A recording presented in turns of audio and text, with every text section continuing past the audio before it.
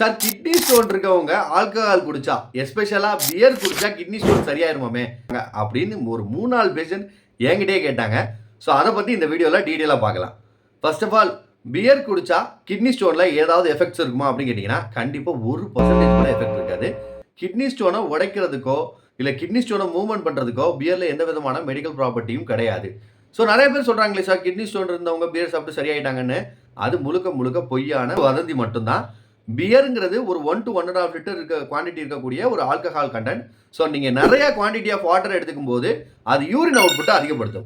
அப்படி அதிகப்படுத்தும் போது லக்கீலி உங்களுக்கு சின்ன எம்எம்ல ஒரு 2 mm 3 mm ஸ்டோன் இருந்தால் லக்கீலி அது வெளியே வரலாம். பட் கிட்னி ஸ்டோன்ஸுக்கு பியர் எந்த விதத்திலையும் ஹெல்ப் பண்ணாது. இது முழுக்க முழுக்க ஆல்கஹால் கண்டென்ட். அது உங்கள் உடம்பை கண்டிப்பாக டேமேஜ் பண்ணும். உங்கள் கட் பாக்டீரியாவை டீஅரேஞ்ச் பண்ணும். உங்கள் லிவரை பாதிப்படைய செய்யும். So don't use beer for kidney stones. Thank you.